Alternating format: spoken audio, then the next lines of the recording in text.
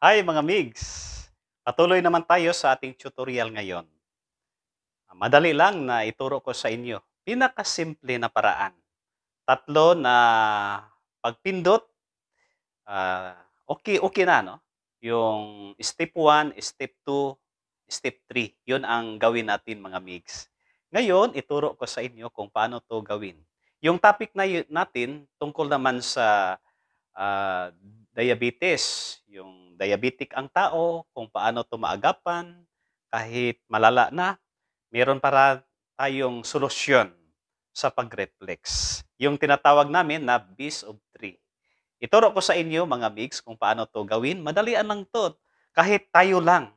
Kung wala tayong kasama, bising-busy ang sa bahay, kahit tayo lang gumagawa kung mataas yung sugar natin. Ituro ko sa inyo kung paano 'to gawin.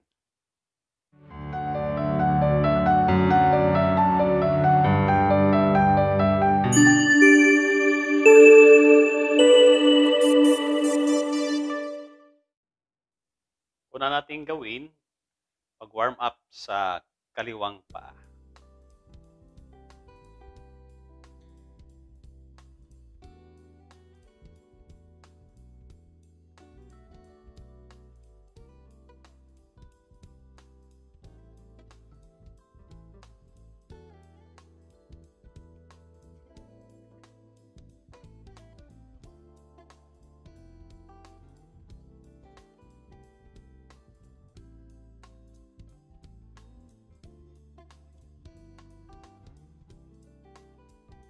Step 1, pagpisil natin sa stomach location.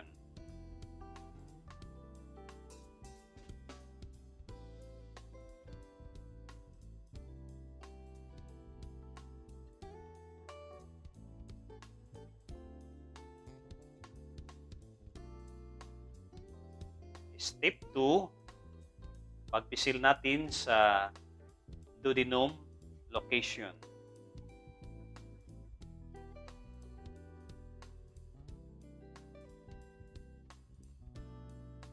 Step 3, pagpisil natin sa pancreas location.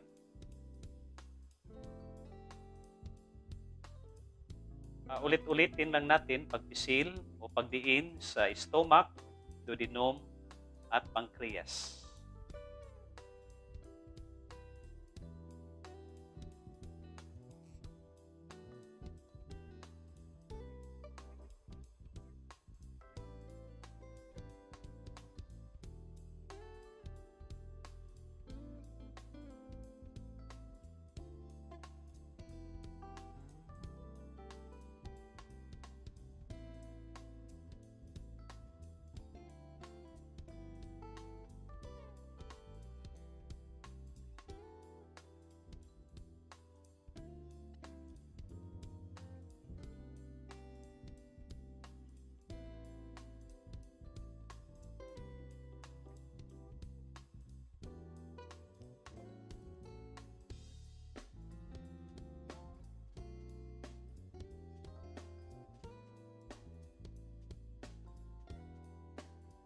Sa kanang paa naman tayo, warm up natin yung kanang paa.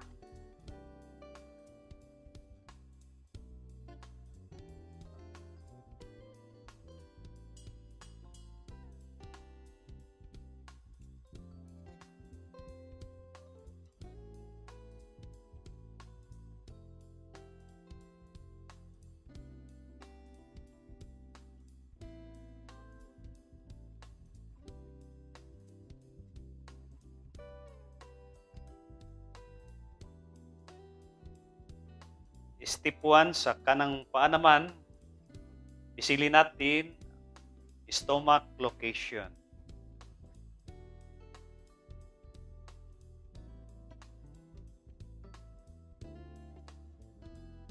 Step 2, pisilin natin ang duodenum location.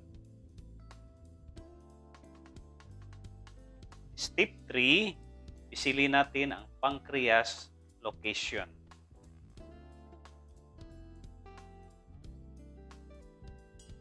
Ulit-ulitin lang natin pagpisil o pagdiin sa stomach, duodenum, at pancreas.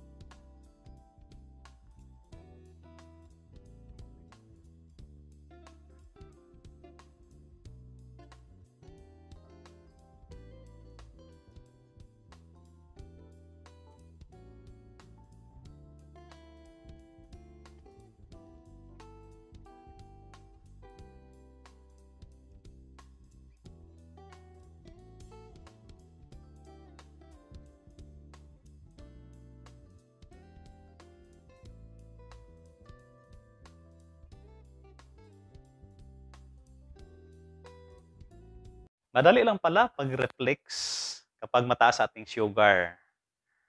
Yung pagpisil natin sa stomach o sa duodenum o pancreas.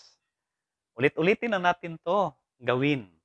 Pwede natin araw-arawin kasi pwede naman tayo lang sa sarili natin pagpisil sa ating paa. Kung palagi natin to gawin, Migs, sigurado yung sugar natin ay magnormal. Ngayon, yung hindi pa naka-subscribe sa channel natin, paki-subscribe para ma-update kayo sa bago nating video. Salamat!